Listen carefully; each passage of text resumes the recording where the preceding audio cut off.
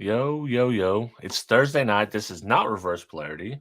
Dean's off gallivanting in Arizona, Yep. having fun. So I've already seen pictures of him with Eric Russell. So we know he's at Rockford doing some mobile solution stuff. So in his stead, I have someone that you guys probably know. You know, we call him Fro around here, and Fro Most knows people do. Fro knows audio. Sometimes. So for the No, people who don't know who you are, you want to tell them or keep it a mystery? no, it's fine. Yeah. I am Fro. My real name's Jason. I work at Stereo King in Portland, Oregon. We have 4 locations. I've been with the company since 1995. I started there in 94 as a troubleshooter. Or I started in the industry in 94. 95 is when I started there, troubleshooter for like 4 years. I wish everybody had to do that. I mean, you're going to learn way more than just trying to go jump into installs. But then I did installs until 2016, actually probably 2018 technically, but 2016, that's all I did. And then after that, I was install, sales, and social media from 16 to 18. And then I went full on manager in 18, try to keep the ship floating with the social media, but it's hard to do when you're going to manage everybody and do the sales and do some installs. That's the thing about being a manager is you do everything. Yep. And it's like a lot of things that you're not comfortable with sometimes. Oh yeah. Yeah. I mean, somebody yelling at you for the first time. Right. Yeah. I mean, my When you're a mind regular installer, you can just go in the back and be like, oh, well, I don't have to deal with this. I'm going to let the manager yeah. deal with this. Yeah. I mean, my mind is I want to jump over the counter and pound the crap out of you, but I have to keep a level head. Listen to what you have to say. I mean, some people are ridiculous, but most of them, if you just, hey, I'm going to take care of this. Let's see what's going on. Let me get in the bay and then walk them through what we're doing. And by then they generally calm down. So, and Stereo King's a pretty big deal in your guys' area, isn't it? It's one of the old school shops. It's just been a staple. Yeah, it's been technically it's been since 81. All our shirts say 82. I don't know why that is, but maybe that's when we got the, whatever that ink attached. I don't know, but yeah. And then that I worked for the original owner till I think 99, and he was going through some stuff, so he's just like, I'm out. Great guy. And then the new owner, who's also amazing, has owned it since 99. At the time, it was just the Portland store, which actually has been, because it keeps changing what actual town it's in, but it was Clackamas and then Milwaukee and then Clackamas again and then Portland, and then now I think it's Happy Valley. So, but we just call it Portland or Clackamas because screw that. Nobody's going to remember.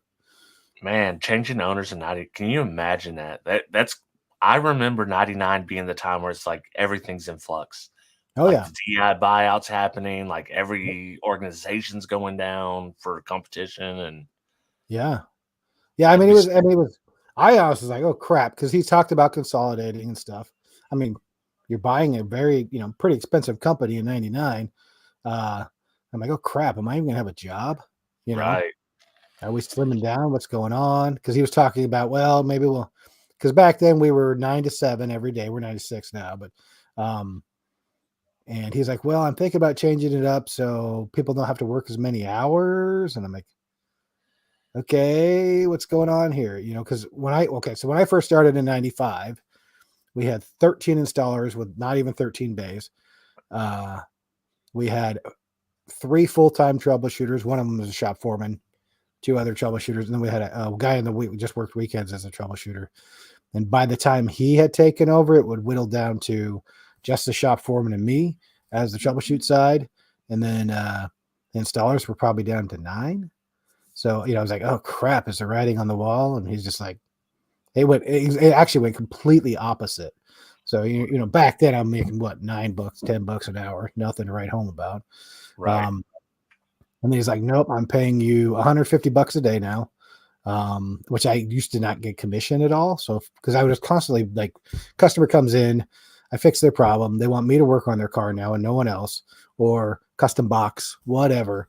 And I would never get paid for it. It was just part of my job. And he's like, nope, that's not right. I'm going to give you 40% commission, which in all reality, 50 is as high as you can go without becoming an independent contractor. So I'd make more than installers often. Wow. Yeah. It worked out. Yeah. That sounds like a good gig, and especially for 99 when it was rough Yeah. times at that Yeah. time. 100%. Yep. So yeah. what mix of installs do you guys do now? Are you doing like simple installs? Are you doing high end installs, or Both. do, My do you do location does, SPL stuff? I call it, what's that? Do you guys do any SPL type stuff? Typically not. And it's based on price.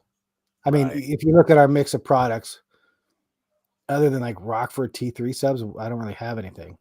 And most Yeah. people who are going into it deep, well, I can buy this Sundown or Scar or whatever for Right.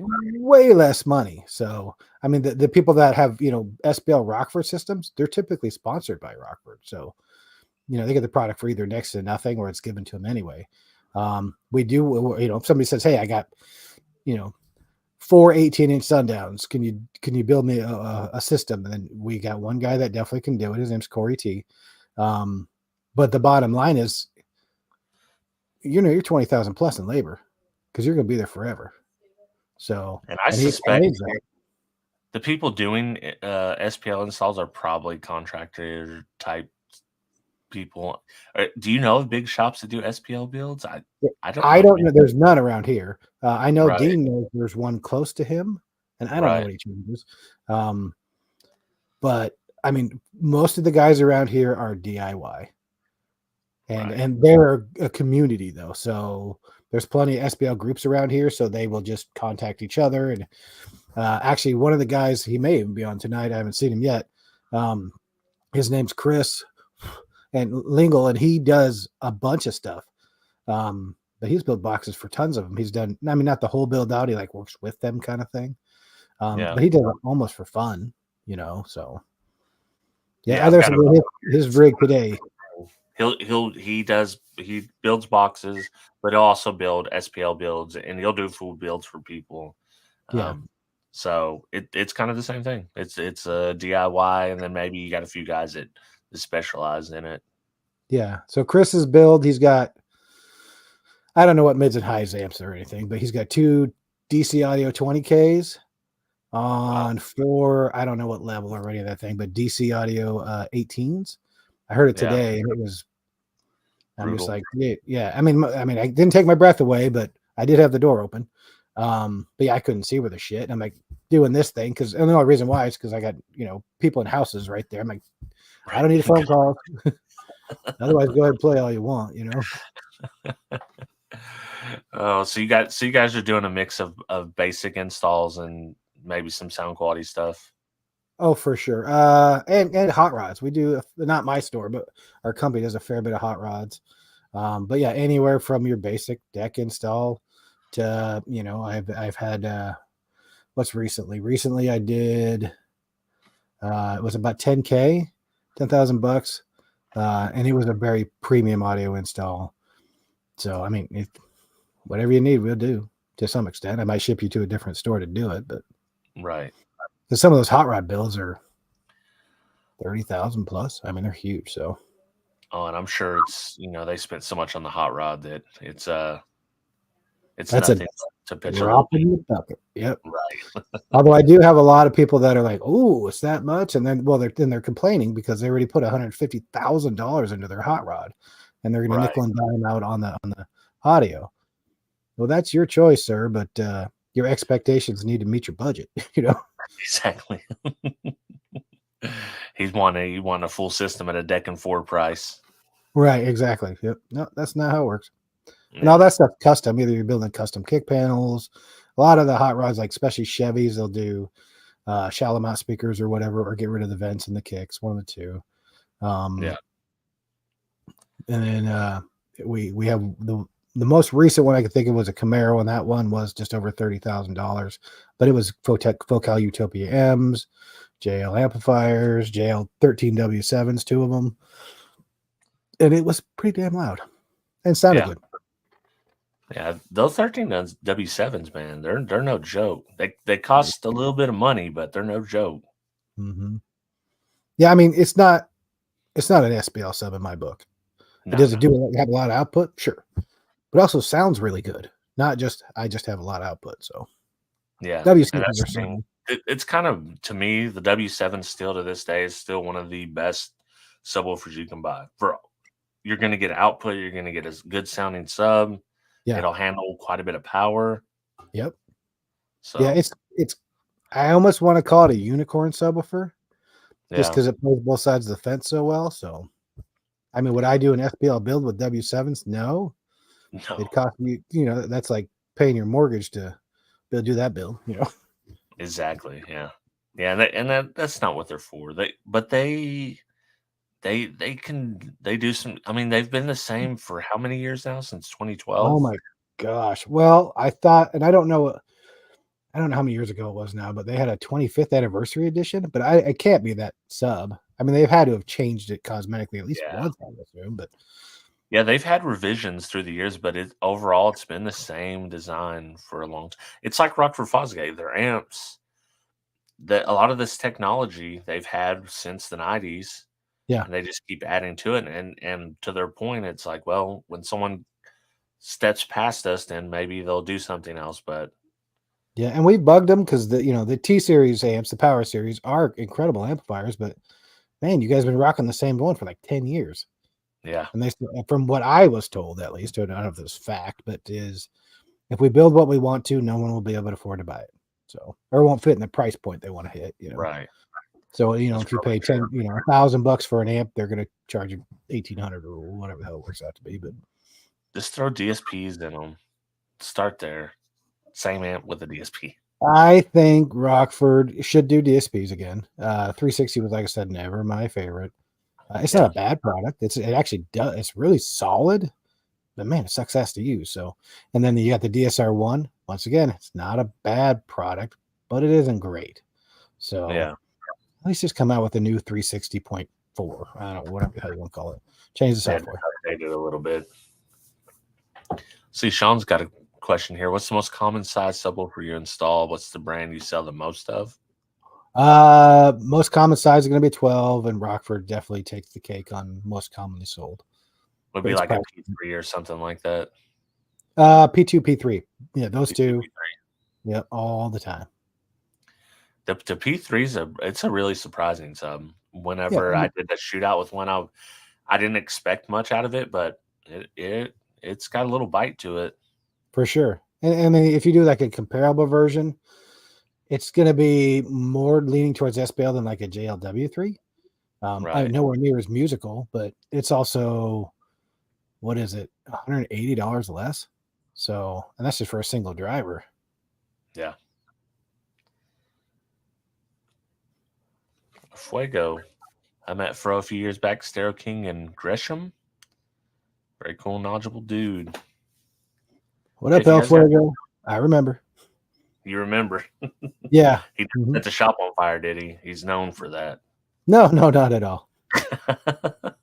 You want to be check out? I think it was a Forerunner. So, Oh, okay. Yeah, if you guys got any questions, throw them in the chat. If not, we'll just keep talking. so Um, I did something today, right? Because I'm yeah, an Auto-Tune fanboy, and they have the new Forza amps, and most people are like $1,100 for an 8-channel amp. That's insane. So I did some math today, right? It's $1,100. But if I right. took all the products, what I would need to match it with single items. So, for instance, based on inputs, I need 4 kicker key locks to achieve the same thing. That's over $500 by itself. But all that stuff worked out to almost $1,900. So value's there, people. Yeah. If So you is want the DSP. DSP built in then, right? 8 Mhm. channels. I'm actually Yeah. thinking of switching in the Trooper because I put in the JBL amp just because it's a budget amp and I wanted to try Yeah. it. Yeah. But you know the limitations of I could use it as a line driver and Yeah. add another Mhm. amp, but I'd rather just having a whole nother amp. Of So I course. was looking around at the Gladen. Uh, Oh, it's around it's around 2 grand. The yeah. Yeah. Moscone is around 4 grand, which I'm Okay. not gonna do. I'll No. spend 2,000 is not inappropriate. How do you think the Audison stacks up to those? Is it pretty close to like the Gladen, you would say? No chance. No, both of those are AB amps. They'll be better sounding than Yeah. the Audison. And you know, that's somebody who loves Audison, but Yeah. no. I mean, that's like, let's take whatever Moscone makes, which is a fantastic amplifier, but a non-DSP amplifier, and it's still going to be a couple of grand.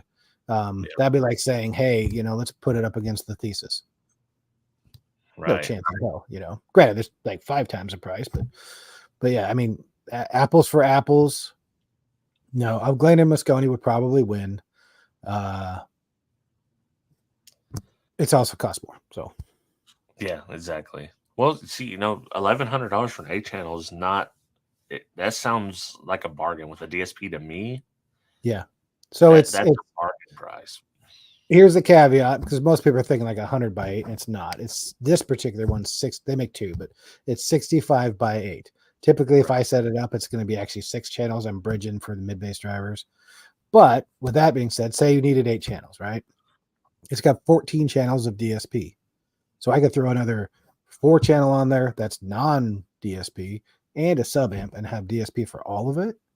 Yeah. And then I would do the 65 by 8 for with the smaller speakers, and the 4 channel probably they make a 150 by 4 non-DSP amplifier. So, I mean, if you did all the math, you still would be cheaper than the Moscone. Yeah, exactly. Well, how's the software? Because the last Audison DSP I used was the Bit 10. Yeah, trash. Well, I mean, okay, it wasn't trash, but it sucked to use. It was not great. And to be fair, I also tried the Moscone Aerospace 6 to 8, which I didn't. It's just that's difficult to use. Yeah.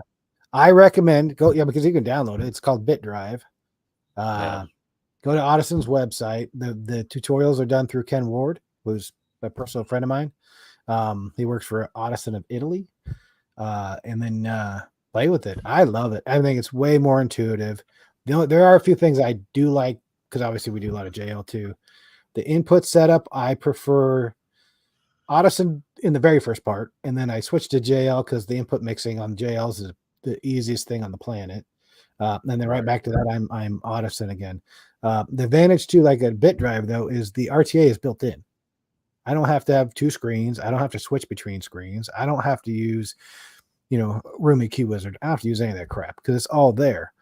Wow. Plus, I can fix input. So if you have, it'll auto EQ to flat, and it'll also pull away any delay that's applied from the factory time alignment.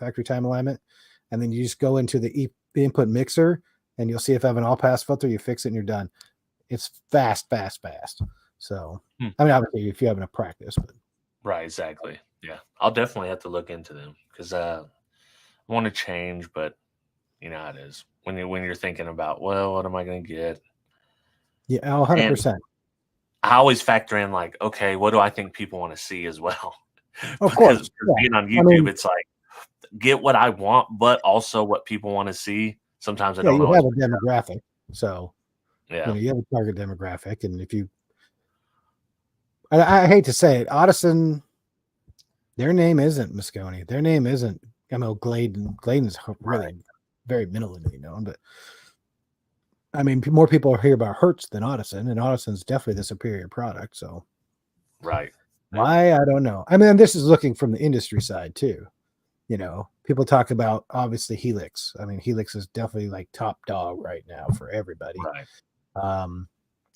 And they just, I don't know if they just don't look at it. It's just something they don't carry. I have no clue, but you rarely hear about it, other than from me, all day, every day.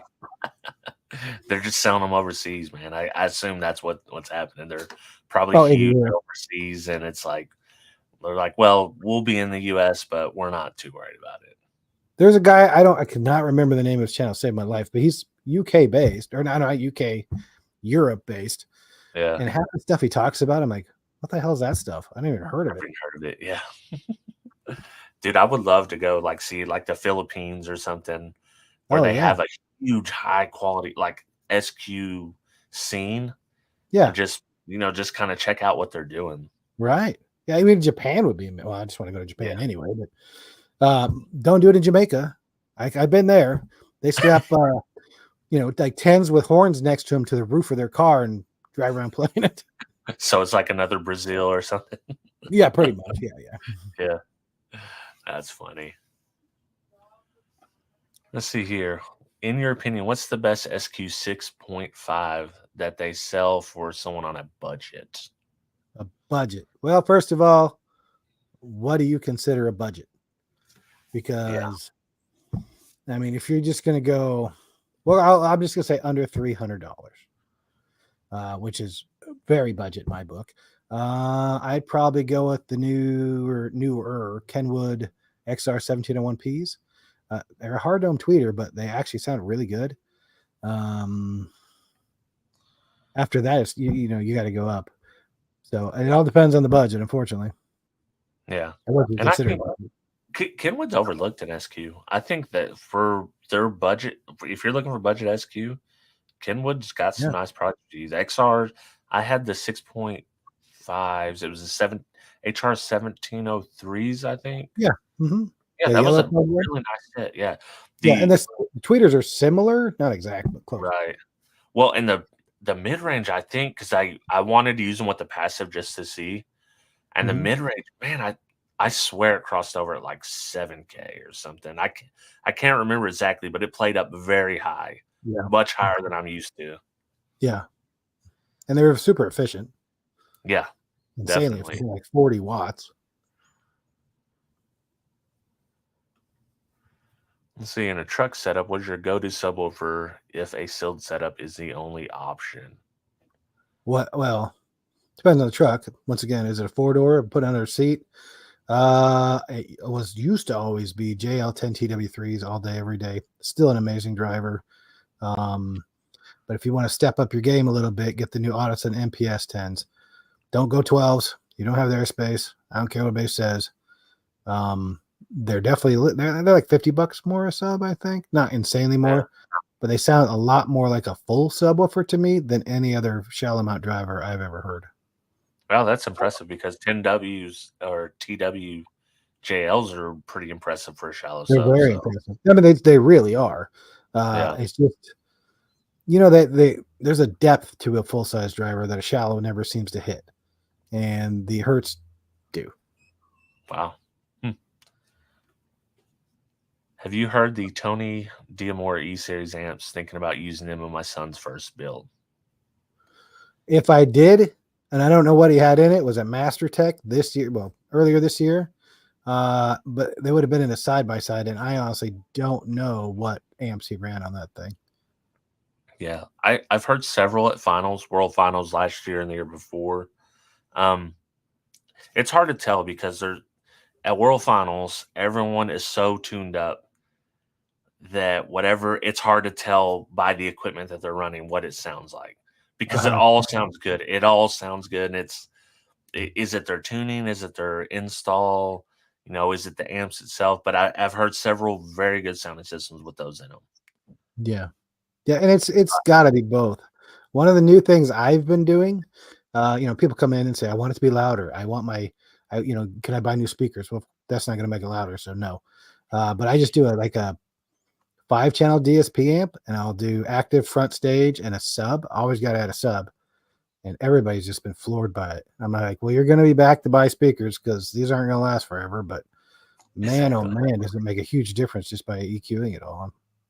Yeah, like that. Me and Dean talk about all the time. It's like I really wish everybody learned some form of DSP. Or had access to a DSP, even if it's a head unit DSP. Yeah, just to get something going, because everyone, when you first got systems, you just put in an amp, you adjusted the crossovers, maybe worked on speaker placement, but for a simple install, you didn't get great sound. Right. Yeah, I mean, it's something you can. Well, once again, I'm gonna go back to BitDrive, the software. When I was, I just watched it on my TV, so I know how to use it. But I literally just had a microphone plugged into my laptop with the product, with the stuff open, and then I'd go play pink noise just over my TV, which of course is inaccurate because it's colored by YouTube. But at least I got the fundamentals of how to use it. And I'm sure just about any software you could do that. Do you need some form of microphone? You do. But I mean, because, well, technically you could use the microphone on your laptop, but it's not going to be accurate in any way, shape, or form. So, Right. but just play with the software. I mean, that's how you start if you're going to Exactly. DIY it. So, Well, and if you're thinking about SQ in any way, shape, or form, you need to be at least familiar with some DSP software and the concepts of how to set up a DSP and what you're looking for, because you're not just going to get it by buying gear. You can buy all the best gear in the world, but if you don't have it set up right, then it's going to sound like cheaper gear. Right. And, Dean, I will say, if you guys, if any of you watch Dean's videos, which I'm sure some of you do, where he'll like take an XR Kenwood deck and just use that as the DSP, I can tell you that works. It absolutely works. So if you're balling on a budget and you're saying, well, I really don't want to spend, $500, $600, $700 on a DSP, don't. Just spend the extra money to get like a Kenwood XR radio, because the features are there. They're not as good. You're not going to be going active, but for the majority of people, it's perfectly fine. You still got to have somebody who knows how to tune it, but or just follow Dean. Go by the mic and keep pausing Dean. Exactly. I do that on quite a few things, like especially DSP. He's shown how to use so much DSP software. Oh yeah. That when I go to one that's unfamiliar, that's the first thing I'm doing. It's whatever Helix DSP software, 5-star car stereo. Yep. So anyone because I did it on the JBL because I was unfamiliar with that software, but that one's really simple. It's kind of like the Dayton DSP. Yeah, it's not bad. I've never messed with the Dayton. I'm never going to. Thank you, Dean, for pre-advising me.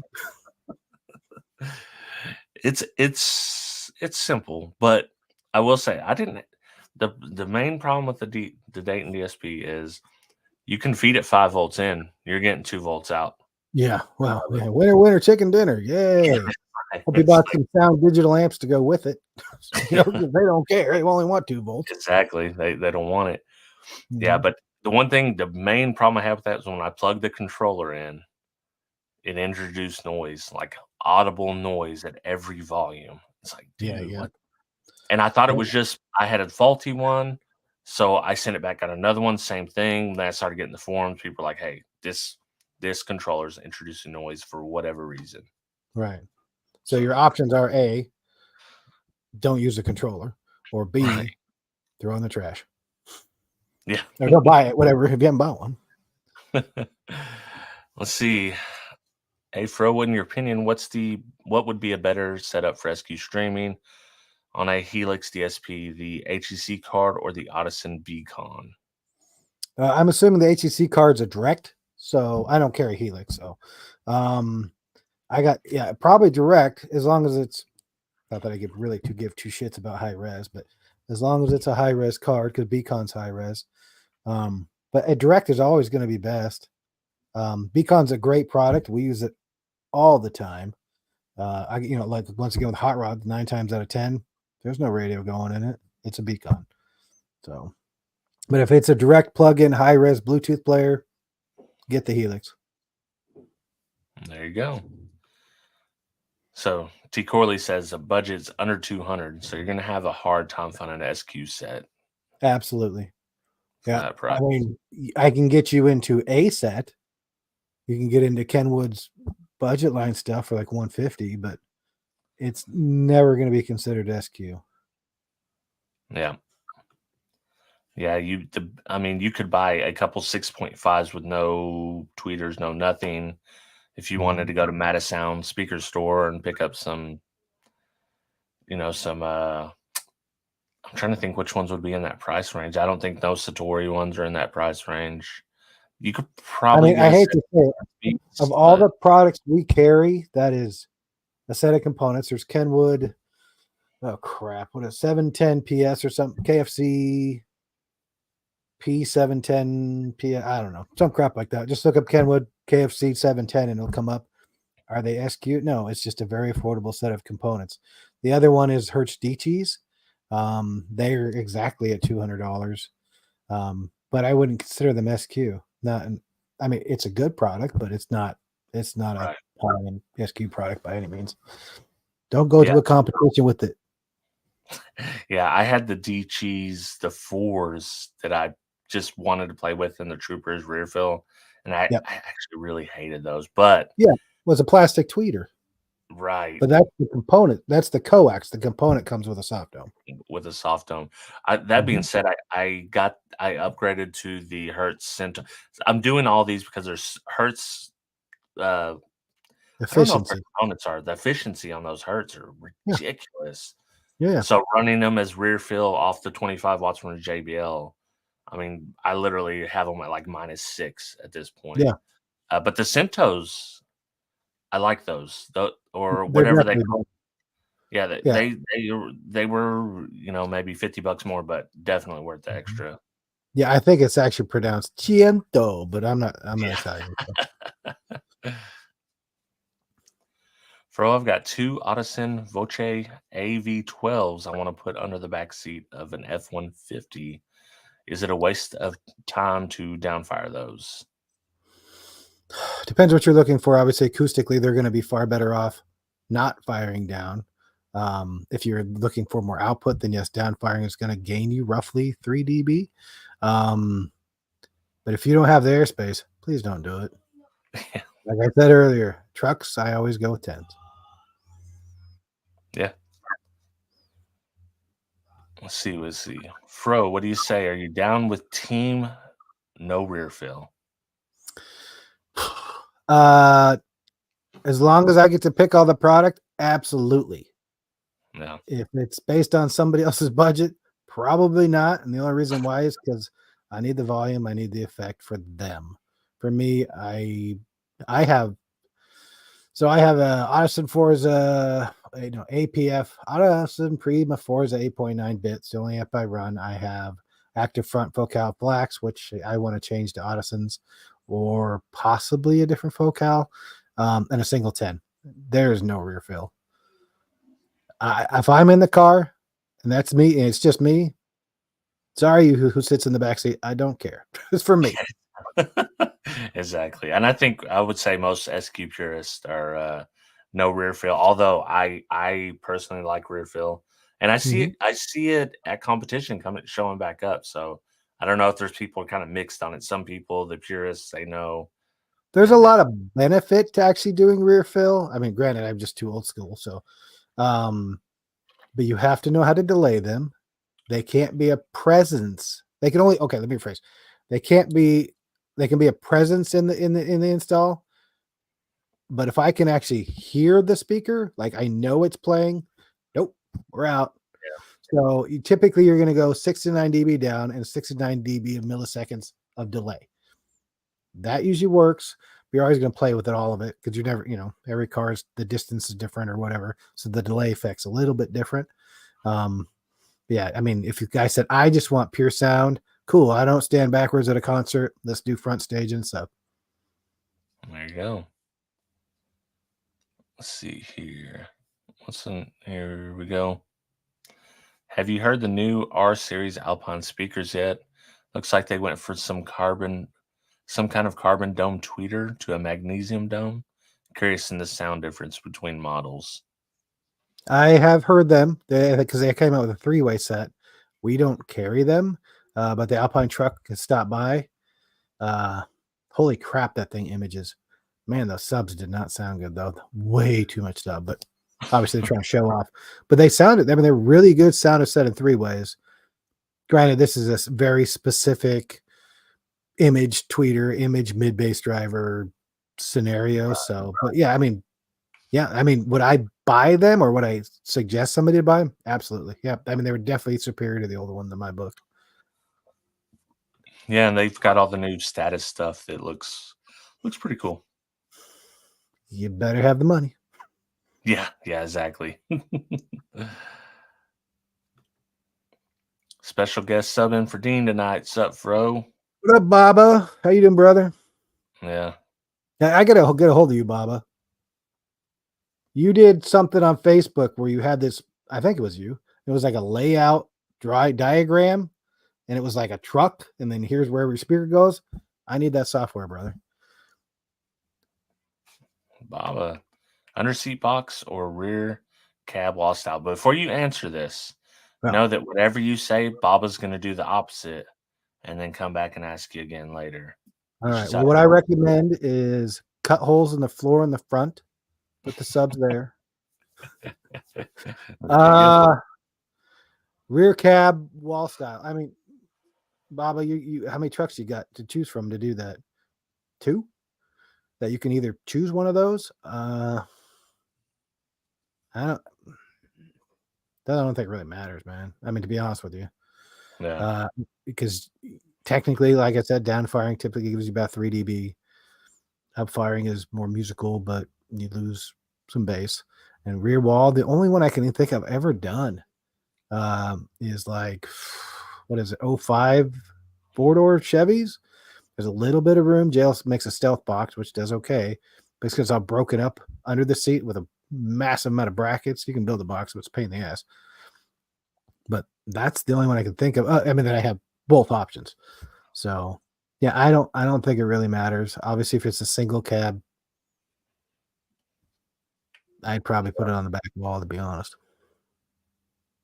Yeah, if it's a single cab for sure. And the under seats, I mean, you know, Baba likes the bass, so just under seat. Baba, if you like the bass, take the seat out. Yeah, then you can do whatever the hell you want. We had this discussion. He ain't going. He's gonna do everything the hard way. That's what we know about Baba. We still love him though. Absolutely. Do you remember the Kenwood DB Plus subwoofers? Ever remember seeing someone run in from a stereo comp, especially in Fort Smith, which is the area I'm in? They were big around here. The DB Plus subwoofers with the purple and the pink logo. Is that the one where they had the dual mags out at the same time? Kenwood dual mags? They were purple as well. I think so, yeah. I think they had the amps and the stupid sliding doors and all that bullshit. Yep. It's the same exact era. Yeah. Yeah. Oh, no, that's too long. They were okay. But I'll tell you which ones I like better. I don't know if you remember. They were the KFC, which everything Kenwood's KFC. HQ series. Exactly. They were the HQ series, though, and they were like, those were dope, and I would love to get a pair now. There was a pair on eBay, but they were just roached out, so I didn't get them. But I'd love to have a pair to display. They're cool. Let's see here. Fro, you ran Audio Frog GBs, or have you installed any of those? None. Have I heard them? Sure. I mean, I've sat in Andy's car, so I will say if I were, I'm not going to ever do it, but if I opened my own shop, I would carry them. Absolutely. Yeah, and I've heard them. I've never used them myself personally, but yeah, they sound good. Even the GS, which is, you know, kind of the entry level stuff, their performance per dollar, they're solid. Yeah. Also, I think, listen, they're giving Baba right here. He's married to the rear seat. Team no seat. Take out the seat for sure. Build a rear seat box. If you don't want to take the seat out, Baba, do blow through. See, Baba's worried about them kids, man. Yeah, no worries. Blow through, man. Yeah. Let them sit on top of the box. Don't do that. I've actually built the box, and I got in trouble for doing that. Oh, I need to start collecting old subs. Well, I don't know why. Don't collect subs. Subs are like amps you can stack nice, neatly on a shelf. Subs are just all your room's gone. Right. Yeah. That's my collecting tip. And they don't last as long as amps. I used to have nostalgia for all that shit. I used to like finally, I'm gonna sell it. I'm gonna throw it away. Whatever. It's got to go. So. Yeah, but you've been living and breathing it forever. It's when you get out. Man. I sold them to my brother finally. I had the original Kicker D20 tweeters square. They were, we're talking the original, and 6.5s and 4s. Finally, I'm like, dude, I don't want these anymore. And then I had 2 of the 12s. I was like, bro, you want to buy this for next to nothing? Yeah, and it still has them. They've never been in a car, but at this point, they should never be in a car. So that's so the Ryan amps that I got Gave to Dean. Yeah. Those are from him. I bought them back from him because he's like, oh, I'm going to put these in my car one day. I'm like, no, you're not. At this point, I'm going to sell you something that's this big and does the same power. So just sell them back to me and I'll give it to you. So, yeah. That's the thing that got me just being out of it for so long, getting back in. You know, in it as a young adult, I didn't have money to get the things I really wanted. So when I got back in, it's like, man, I can pick these stuff. Now I'm not paying retail. Well, the prices on old school is out of hand right now. But before, when I first got back in, you could pick up Orion 225s for $100. Yep. Easy, 150 max if it's mint condition. Yeah. And those same ones are selling like $300 for 225. Yeah. Well, I mean, go back to when they were new, though. What is it? It was $5.99 for 225, yeah, I think. Yeah, it's like, way more than $1 a watt, Mm-hmm. Oh, yeah. Oh, put Frank's up there. I want to answer. Oh, go ahead. You're fine. Let's see. Where's Frank at? Fro, how much better is the JL Tune Max versus the standard one mic? Oh, man, I almost don't want to answer this because I'm going to get myself in trouble. If you're not a great tuner, but you know how to use the Max, you'll nail it. There are some caveats, of course, but for those who truly know how to tune, one mic's fine, brother. Their big push is phase. Well, I have a tape measure, and it'll tell me exactly how far it is between my head and the door. So my phase will be very minimally off. They do some cool stuff with the 5 mics. Don't get me wrong, because they're taking a summation of that area, which is great. But if I tuned a car with a Max and then I go tune a car with the 1 mic setup, both on JL, good luck hearing the difference, brother. Yeah, and it just reminds me of seeing people tune doing these. Oh my gosh, you're gonna make figure eights. When are you gonna screw you guys. I will say, if you're not a great tuner and you can use the Max efficiently, you'll make piles more money because it's so well set up to go next, next, next, next. I mean, pretty much you're not tuning it; you're letting it do it, right? Because time alignment's dead nuts. But yeah, it's pre-tune. Everybody's in their auto EQ trash. I'm sorry, I don't like it, so I'm not going to do that. I'm going to get it there. I'm going to do the auto EQ just so I can get myself closer, and then I'm going to go change the shit out of it. So, does anybody stay with stock auto EQ? I do the same thing. I get it to a point, and then I'm like, okay, I don't like with the kicker key. Yeah, it's a little heavy on the bass for me, and it rolls off the tweet a little bit too much. Yep, that's pretty standard for any.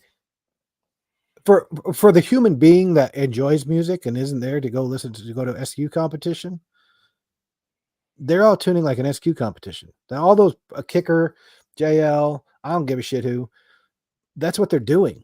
It's very, there's slight adjustments, but that's pretty much what they're doing. Customers are like, yeah, wow, it sounds amazing because they've never heard anything near it. But let me go F with the product for a half hour after you guys have done that, and you're like, holy shit, this is so much better than what I just heard.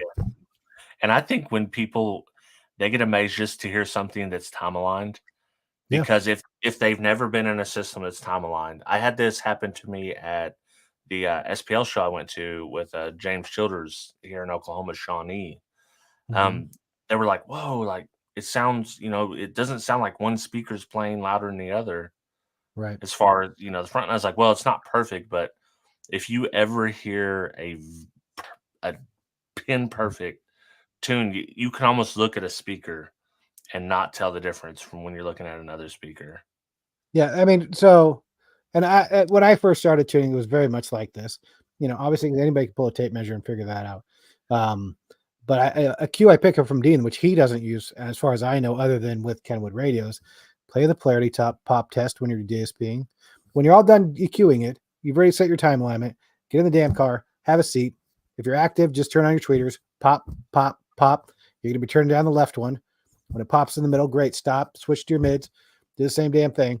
Do all your speakers until it sounds like it's in the middle of the effing car. all you'll know is that guitar is right there. That singer's dead in the middle. The drums are definitely behind that person. And that is amazing. People get in your car like, dude, you're listening for a speaker where I don't even have a center channel, or do I even have a grill for it? So I must have nailed it. Well, that's what got me with the JBL at first, because I don't use the pop method. I need to use that. I would tape measure. Okay, I know where I'm at. We'll start here. And I turned it on. I was like, what is happening? Right. It was horrible. Well, this is one of the stupid ones where you got to do the farthest one away and then do subtraction. And I didn't realize that until I watched Dean's video, and I was like, oh, it's like the freaking Dayton. The Dayton's the same way. Yep. I hate it. I was like, I just okay, want to measure and type in a number.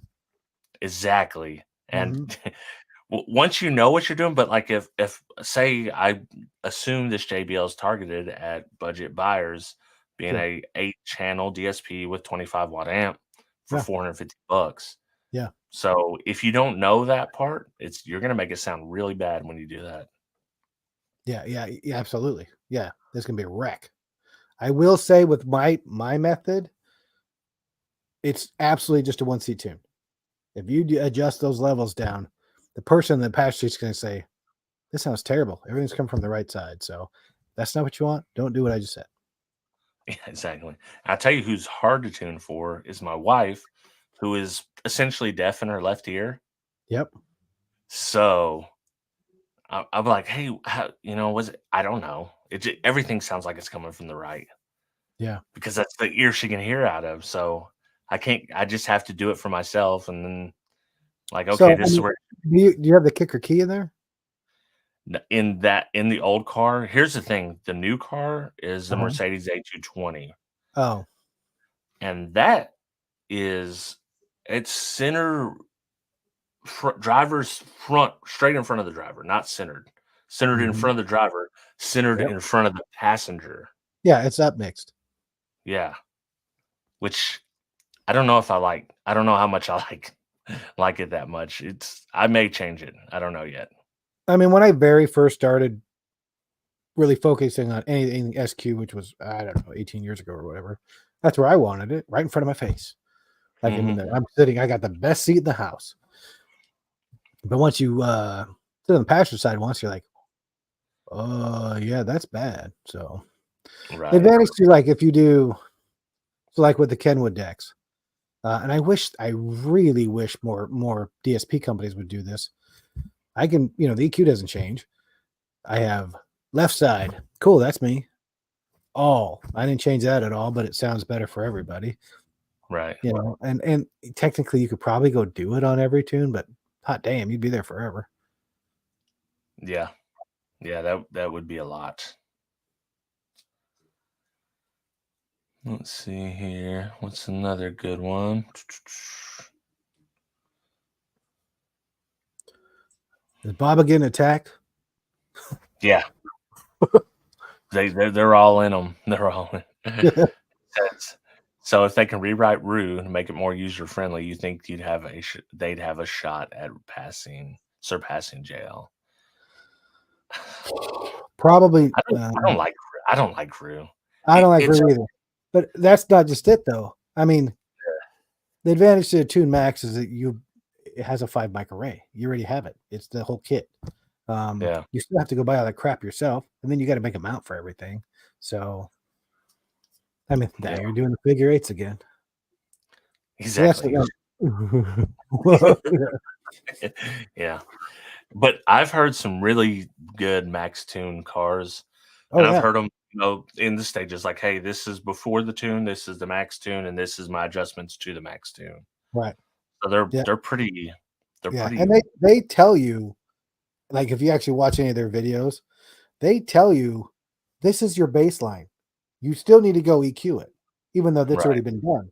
But I think a lot of people are like, well, cool, I'm charging XYZ. I charge $330 to do a tune. I'm not afraid to say it. And if you're familiar with the Tune Max, that's half hour, 45 minutes. Right. You're not done, but there's more money made. Move on. And I hate that. I understand it from a standpoint, I did a tune with the Tune Max with another guy because he wanted to learn how to use it. Which I'm going to be honest, I don't even 100% know how to use that damn thing. Which that training is coming in November 9th. Yeah. There you go. But he's like, cool, we're done. And I'm like, no, we're not. I got bass lines. Now let's make it sound good. He's like, what do you mean? I said, just because it says it's the same level doesn't mean it is. That's why I'm playing my Clarity Pop. Just because it says everything's perfect, it's not. I mean, it depends on your customer. If the customer's like, oh, that's not enough highs, and 9 times out of 10, just like you, too much bass, not enough highs, let's go fix it. Or a lot of my customers are like, where's the bass? Dude, I got like 145 and a headrest with 210s, man. Back off, you know. Exactly. That's it. I know a guy doing 148 with 112. Yeah. He has no back seat at all. The box is, he's walled off. But Exactly. Let's see. You ever done an install on a 97, 98 Lincoln Mark 8? Any advice for the upper door middler? it's been since like 1999, 2000 since I did one. I'm sure I have. They are a bit of a challenging car. I guess I'd have to see the size, and I'd like to know what you're doing for tweeter and mid bass driver. Look, there's an AP2 from Audison. That's not your brand. Go with, like the Morel. I mean, it's an amazing wideband speaker. So, I mean, typically you would have a 3-1.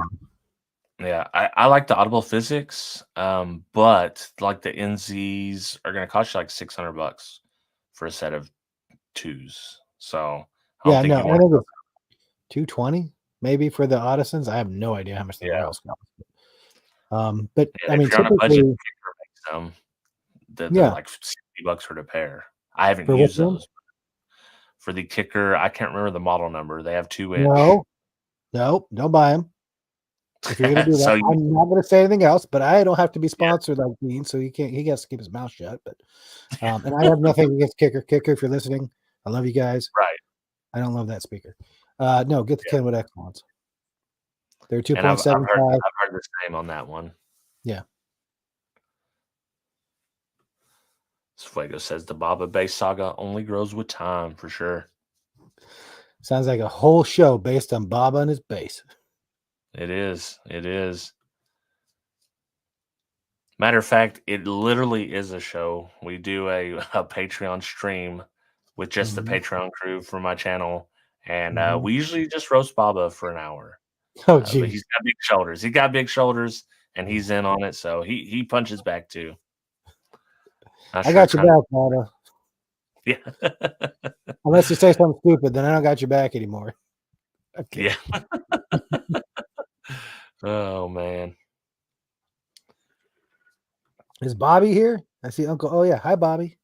Uncle Bobby B. What's up?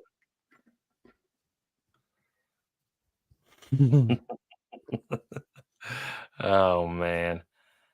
Yeah, and if you never heard the Baba story, he started out with Alpine Type R's. Correct me if I'm wrong, Baba, 210s. He's like, well, I want to upgrade. And then he's talking SQ, right? That's what he's saying. But every other thing he's telling us is saying, like, he just wants to bang. He just wants this thing to bang. Like, just get some straight up. Like, have SQ in the front. We know you have the audio control, you have the whole setup for R28s. We're like, hey, just get some straight up SPL subs, and when you want to bang on them, bang on them, and when you don't, turn them down, and then just SQ.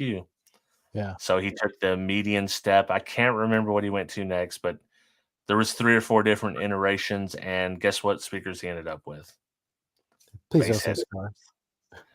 No. I think they're the Gately Alphas. Oh. It's like a bass head focused subwoofer, Yeah, but at least it's a quality one, because if Bobby's putting it out, it's got to be good. Yeah, for sure. We have a name for Scar that I won't say. It's not good. Oh. It's the name and badge. Yeah. Scar. Oh, lately it seems like companies like Downtown Sundown are releasing SQ kind of products. How these compare to your favorite or preferred brands?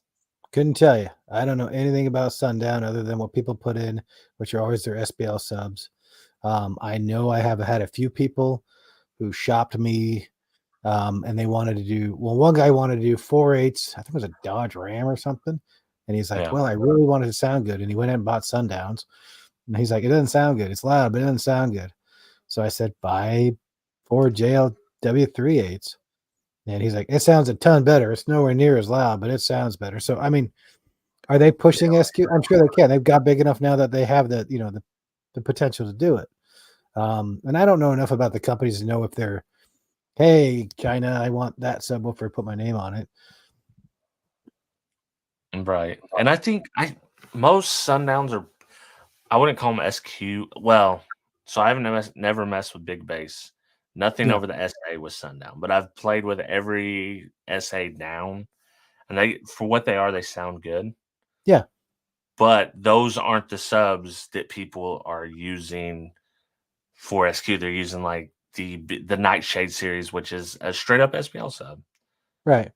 And Yeah. it's like it's I don't, I mean, to be honest with you, you're not doing, okay, I'm going to say part of this is going to be, yeah, I bought this, let's call them 8s or 10s, because that's probably more SQ based.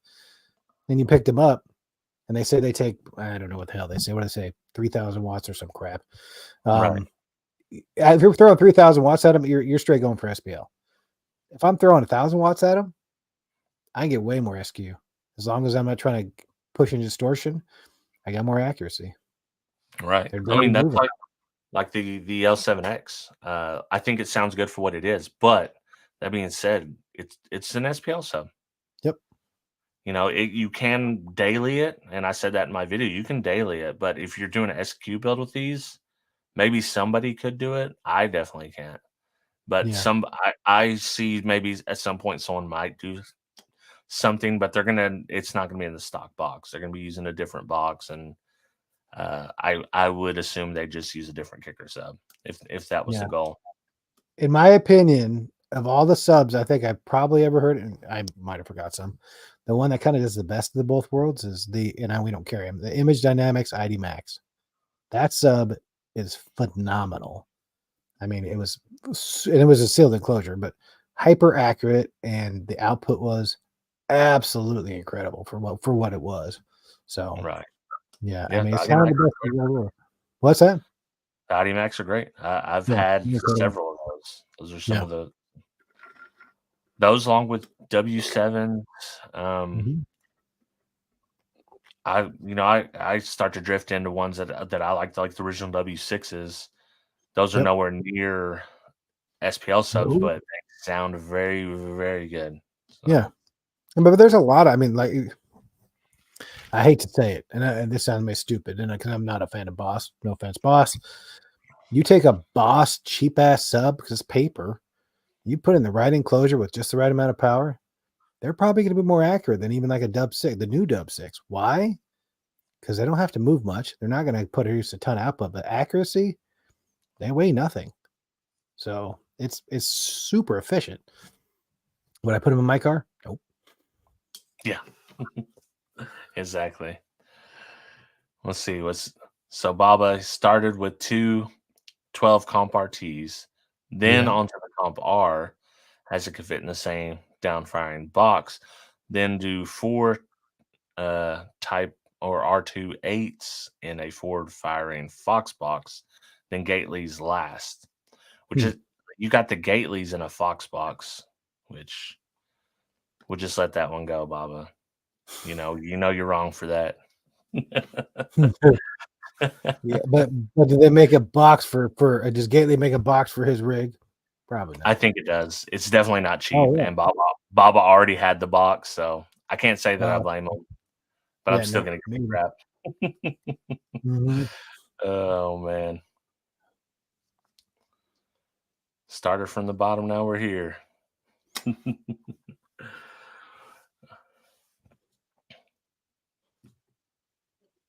Even Bobby said Joe makes awesome boxes. There you go. Yeah. Let's see. Budget Audio J had some boss subs and a custom enclosure. Sounded way better than expected. Would I run as daily? No, but used to pounding bass. Yeah. Hey. Yeah. I mean, and if you're new to the industry, I mean, if you're new to the game, not the industry, and that's what the money you got is, do it. I mean, at least get interested in it. You're going to find out there's something better. Your expectations have to meet your budget, of course, but get in the game. I mean, a boss sub's like $60. I mean, it cost anything. Yeah. You get $100. You got something going, you know. Next thing you know, you're on the interwebs and you're like, right. Yeah. Next step up, you just go straight to K2 subs. There you go. Yeah, right. And you broke. Or the Morale Ultimos. Yeah. All right. Well, that's our hour. I appreciate you coming on and filling some time with me. Is there anything, any parting words for the people? Don't eat the yellow snow. Is that something still? Yeah, man. Never eat yellow snow. I don't know. Say hi to Dean. Do you want people to find you on the interwebs? I mean, yeah, that's fine. I mean, you're not going to find much new. You can go to any Stereo King has 4 Facebook pages. Pick one. I don't really care. You're more likely to find me there than anywhere else. And then Stereo King Oregon is our YouTube channel, or just Stereo King. I don't remember. It's been too long. And of course, we have Stereo King Oregon on Instagram. And if you want to find me, you won't see shit. I don't ever post anything for myself. So that's Bro's house. Exactly. All right. Well, appreciate you guys joining us for the live stream. Absolutely. Thank you again, Fro. And we'll see you next week in the chat, and we'll see Dean next week with some amazing, fun stories. Yep.